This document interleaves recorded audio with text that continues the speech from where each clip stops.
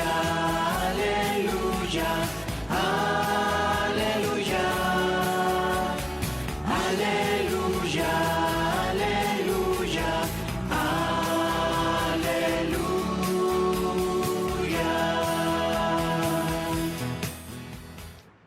El Señor esté con ustedes. Del Santo Evangelio según San Mateo.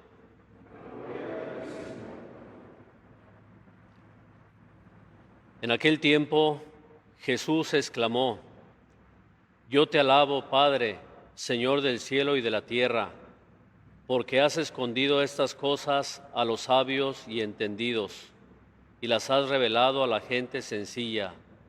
Gracias, Padre, porque así te ha parecido bien. El Padre ha puesto todas las cosas en mis manos. Nadie conoce al Hijo sino el Padre, y nadie conoce al Padre sino el Hijo y aquel a quien el Hijo se lo quiera revelar. Vengan a mí todos los que están fatigados y agobiados por la carga, y yo les daré alivio. Tomen mi yugo sobre ustedes y aprendan de mí, que soy manso y humilde de corazón, y encontrarán descanso, porque mi yugo es suave y mi carga ligera. Palabra del Señor.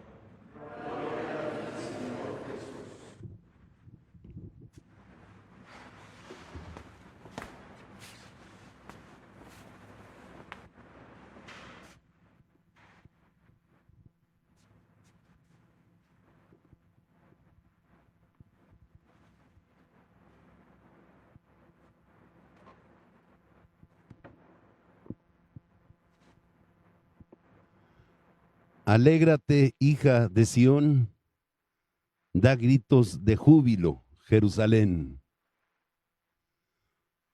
Hoy comienza el movimiento de pequeños hermanos de María, este año de acción de gracias, este año de alegría y de júbilo, para prepararse a celebrar 50 años desde aquel día memorable en que fueron fundados aquí, en nuestra diócesis de La Paz, en un pueblo que entonces era pequeño, un oasis, pero un pueblo pequeño, un pueblo que estaba comunicado solamente por caminos de tierra, un pueblo que tenía pocos habitantes, pero que ya era famoso por el Hotel California, el pueblo de Todos Santos, que después llegó a convertirse en pueblo mágico y que ha crecido enormemente, a tal grado que muchos extranjeros han venido a residir a esa comunidad de Todos Santos. Allí hace 49 años, siendo párroco el padre Antonio Piacentini, misionero comboniano del Corazón de Jesús, inspirado por Dios, fundó este movimiento que ha llegado a extenderse prácticamente por todo el mundo. Los pequeños hermanos de María, nacidos en ese pequeño pueblo, hoy existen en 4 de los 5 continentes, con excepción de Australia, están presentes en todas partes. Han crecido en nuestra patria. Están presentes en más de 21 diócesis. ¿Quiénes son los pequeños hermanos de María? Yo los conocí en Monterrey, de lejos, pero los conocí. En Monterrey más bien había grupos apostólicos más sofisticados en sus programas de formación, en sus métodos, en sus recursos y en sus proyectos apostólicos. Grupos muy valiosos, grupos que hacían y hacen mucho bien, pero no se conocían los pequeños hermanos de María. Sin embargo, debido a que 18 de los 20 años que fui presbítero en Monterrey, estuve sirviendo en el seminario, tuve oportunidad de conocerlos. Los primeros 5 años siendo prefecto, acostumbraba a visitar las familias de los alumnos encomendados a mi cuidado, que no eran solo alumnos de Monterrey, que también eran de la diócesis de Linares, también de la diócesis de Ciudad Valles, también de las diócesis de Tampico, Ciudad Victoria, Matamoros, Nuevo Laredo y Saltillo. Y yo acostumbraba visitar los hogares de ellos, y muchos de sus familiares pertenecían a este movimiento, pequeños hermanos de María. Me lo decían, no me lo presumían, platicaban poco acerca de ellos, pero ahí fui mi primer contacto con ellos. En China, Nuevo León, en Bravo, Nuevo León, en Doctor Arroyo. Allí fue donde por primera vez los encontré.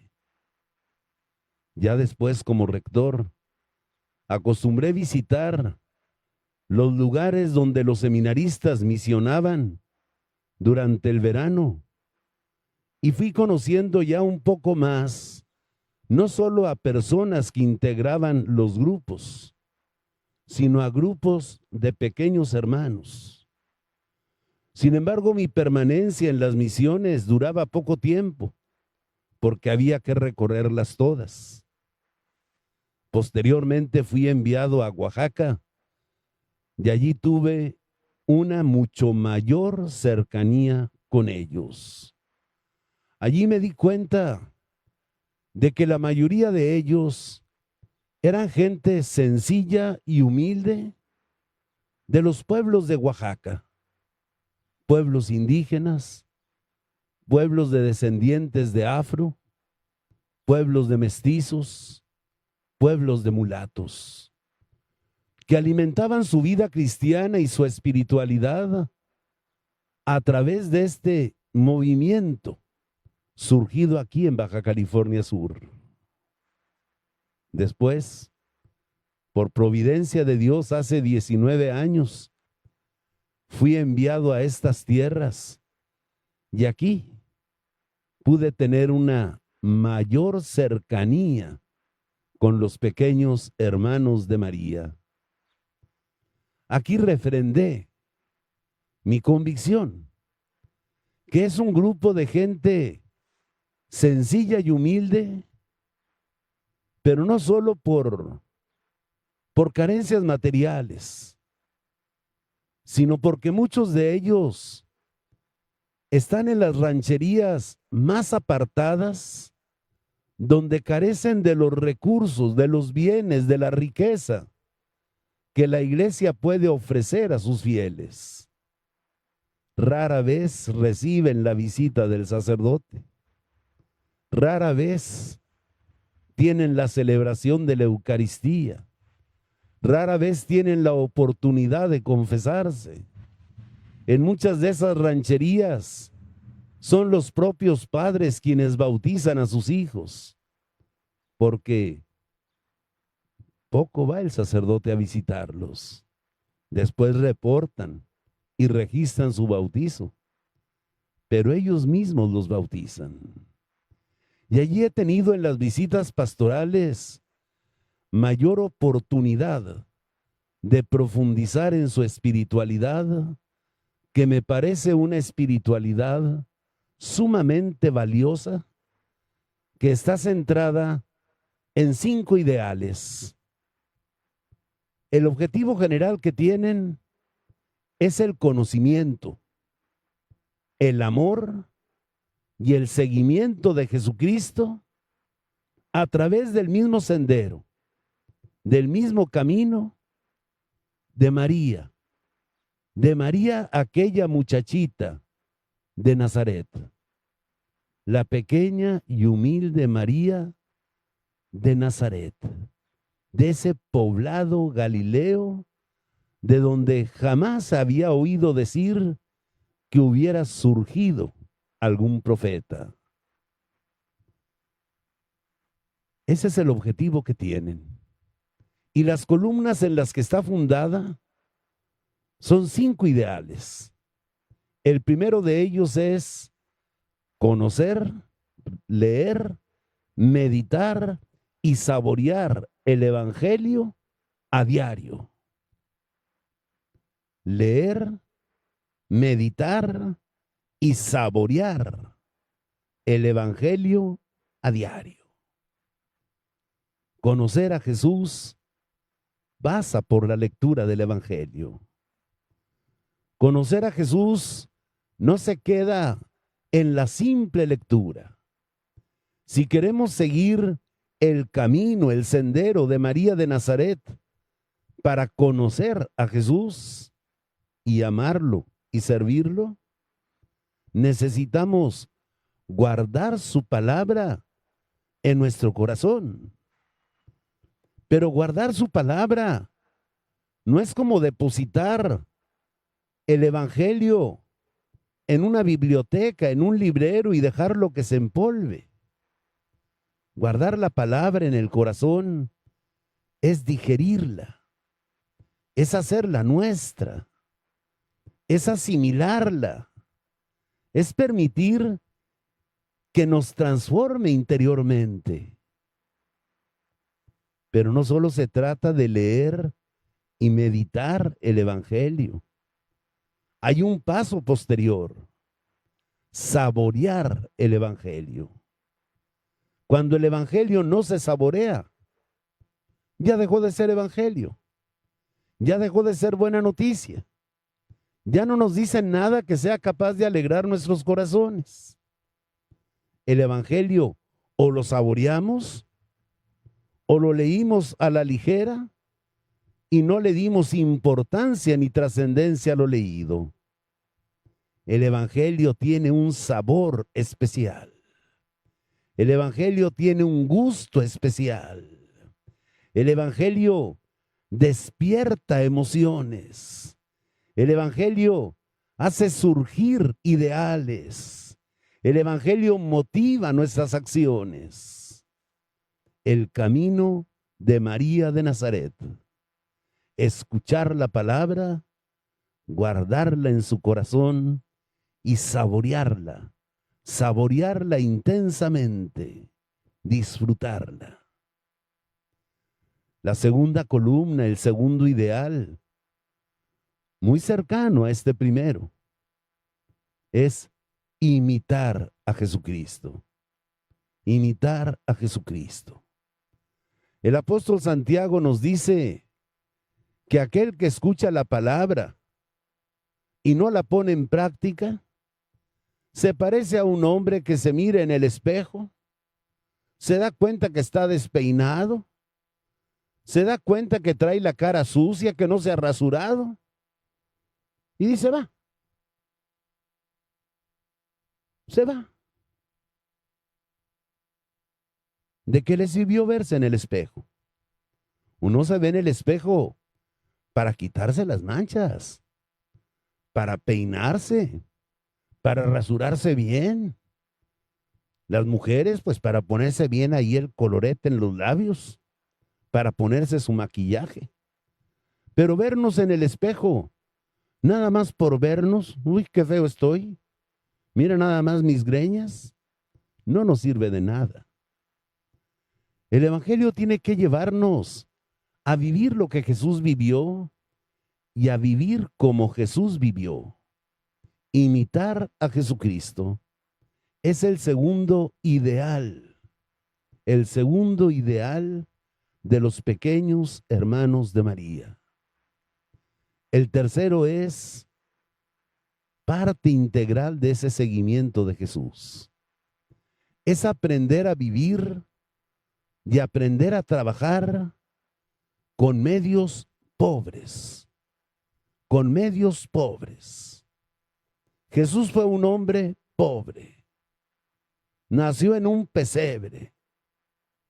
se crió en un poblado pequeño. El que hizo las veces de padre en su hogar fue un carpintero y él mismo aprendió el oficio de la carpintería. Después predicó el evangelio, pero nunca tuvo un lugar propio donde detenerse. A veces no tenía ni una piedra que le pudiera servir de almohada. Era incansable. Recorría ciudades, pueblos y rancherías, anunciando la palabra. Días sin comer, cansancio, sudores, sed, como aquel día que en Samaria llegó al pozo de Jacob y se sentó todo acalorado hasta que una mujer apareció y él le pidió, dame de beber, dame un traguito de agua. Ese es Jesús. Ese es Jesús. Jesús pobre, Jesús humilde, Jesús sencillo, Jesús el maestro de aquellos que dicen, no tenemos oro ni plata, pero tenemos una riqueza más preciosa que compartir con ustedes. A veces nosotros, dejándonos llevar por el espíritu del mundo actual, nos gustan las cosas buenas, rehuimos lo austero y queremos cosas buenas, comodidades, lujos, diversiones. A veces incluso como hombres y mujeres de iglesia, queremos realizar nuestro apostolado a través de medios caros, de medios difíciles de conseguir. Quisiéramos llevar un cañón, una computadora, un proyector a cada una de las comunidades que visitamos. Quisiéramos estar conectados en el internet para poder transmitir muchas cosas. Vivir y trabajar con medios pobres. El tercer ideal. El cuarto ideal de los pequeños y pequeñas hermanas es la oración profunda y prolongada. Me llaman la atención las dos palabras del padre Piacentini. Profunda. La oración no es simple y sencillamente estar platicando chistes con Jesús, como cuando nos reunimos en una fiesta y decimos 11:30. Rezar es compartir lo más hondo que llevamos dentro, lo que no nos atrevemos a contarle a nadie. Es dejar que Jesús nos diga lo que lleva en el fondo de su corazón. A ustedes los he llamado amigos porque les he dicho todo, dice Jesús. Y nosotros somos amigos de Jesús cuando nos atrevemos a platicarle todo, incluso aquello que nos avergüenza, incluso aquello que nos duele, incluso aquello que no quisiéramos que nadie jamás llegara a saber. Oración profunda, no la plática superficial, no la plática sobre el clima, no la plática sobre la pandemia, cuántos contagiados, cuántos muertos. Oye, ya tenemos más que en Francia y que en España. No, no, no. No la plática superficial. Oye, ya reabrieron el malecón o todavía no. La plática profunda. Aquellas cosas que nos inquietan. Aquellas cosas que nos preocupan. Aquellas cosas que nos ilusionan. Oración profunda y prolongada. Y prolongada. Yo digo, ay, Dios mío, oración prolongada, durar mucho rato, está difícil. De repente se me acaba el tema y ya no sé de qué platicar contigo. Y es cierto, a veces la oración es estar en silencio ante Dios. Es estar en silencio ante Dios. Hace poquitos días, aquí en la homilía les recordaba algunas cosas de la espiritualidad de Santa Teresita de Jesús, comentando el pasaje de la tormenta mientras Jesús dormía en la barca. Que Teresita le dice: sigue durmiendo, Jesús. No te voy a molestar con mis gritos ni con mis quejas. No tengo miedo. Me siento segura porque tú estás conmigo. Pero también en otra ocasión, ella reconoce que muchas veces se ha dormido durante la misa y durante los momentos de oración. Y dice que al principio pues eso le daba mucha pena, pero que luego descubrió que el mejor descanso que tenía era precisamente esos momentos en que descansaba bajo la mirada de Jesús. ¿Cómo no recordar el Evangelio de hoy? Vengan a mí los que están cansados y fatigados de la vida. Vengan a mí y encontrarán descanso. Hoy que tenemos tanto estrés, hoy que tantas cosas nos inquietan y nos preocupan, hoy que vemos nuestra barca agitada, qué hermoso es ir a Jesús, encontrar en Él nuestro descanso, sentarnos en silencio frente a Él, tal vez quedarnos dormidos allí en su presencia. Pienso en esos turistas que a veces vienen a nuestras playas y uno dice: hijo, le van a andar todo el rato nadando bien padre. Y no. Se ponen una crema que es que para broncearse y se tiran en el suelo y ahí se quedan horas y horas tendidos en el suelo. Luego se levantan con su cuerpo muy bronceado. Una cosa muy bonita. Yo dije: pero si no hicieron nada, ni nadaron, ni fueron a hacer pesca deportiva, ni nada de nada. No, pero el sol hizo su efecto mientras ellos estaban acostados y dormidos. ¿Cuántas veces también vivir en la presencia del Señor?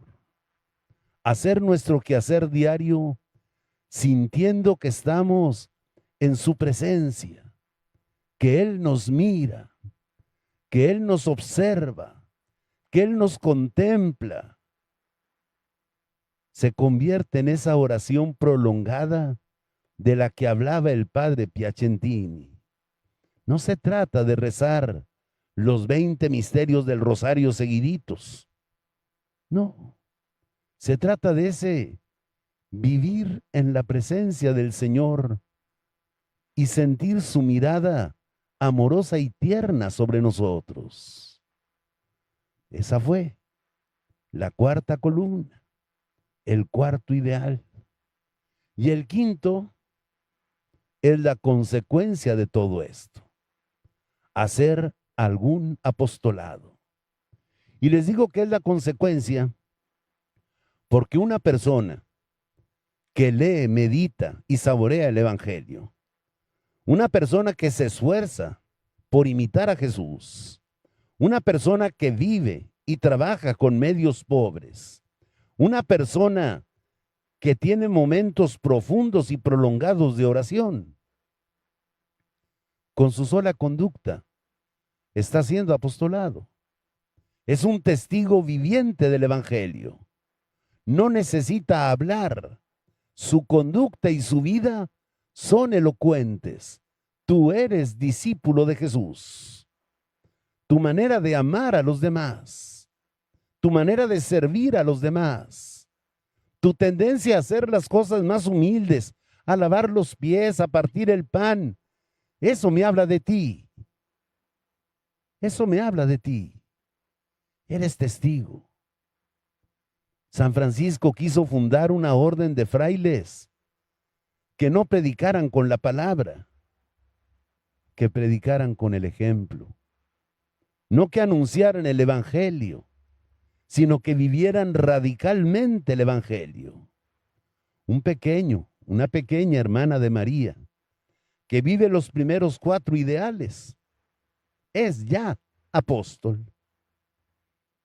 Pero también esos mismos 4 ideales y ese testimonio que da, se convierte para él en oportunidad de hacer apostolado. No solo es apostolado, sino oportunidad de hacer apostolado. Porque la gente pregunta, oye, ¿y por qué? Dime por qué.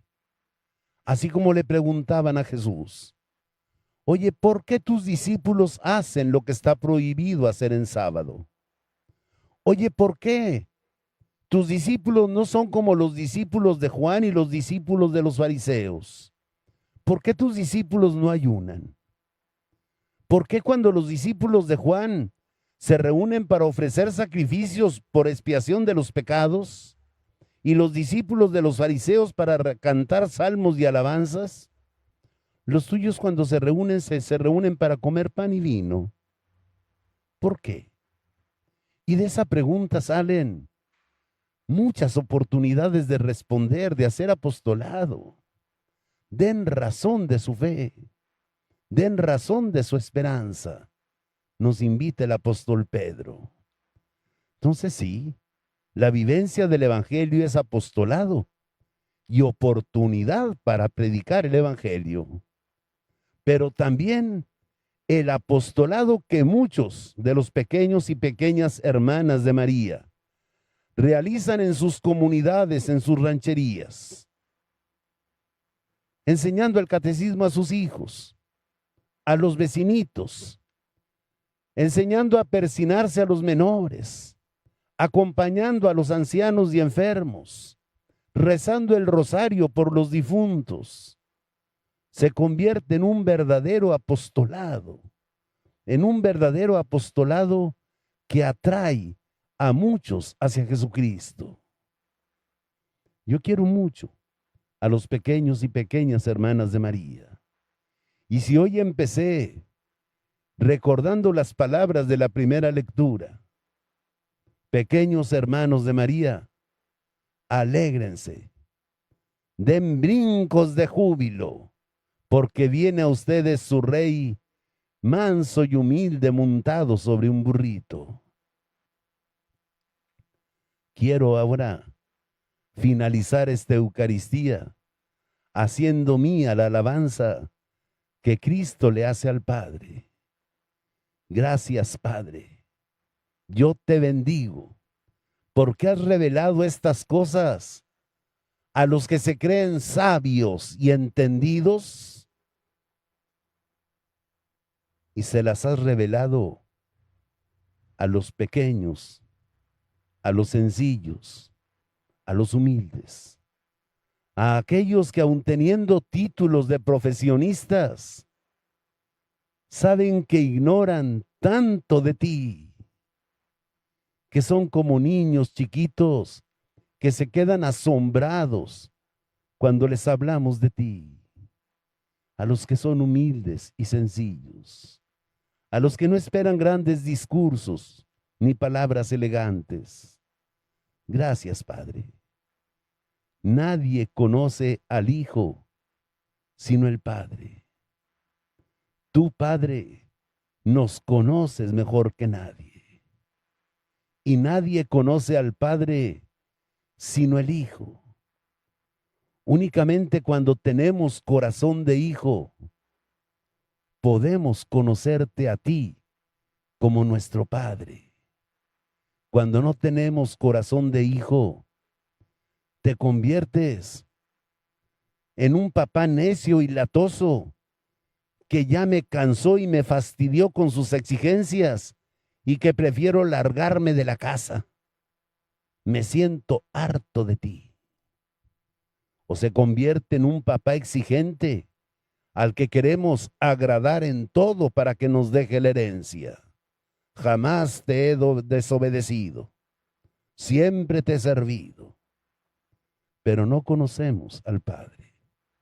Únicamente cuando somos verdaderos hijos, sabemos lo que hay en el corazón del Padre y podemos revelar a los demás lo que hay en el corazón del Padre. Que Dios sea bendito y que en estos días de pandemia que lastiman al mundo entero, escuchemos a Jesús que nos diga: vengan a mí los que están cansados y agobiados y encontrarán descanso, porque mi yugo es suave y mi carga es ligera. Proclamemos nuestra fe. Nos ponemos de pie.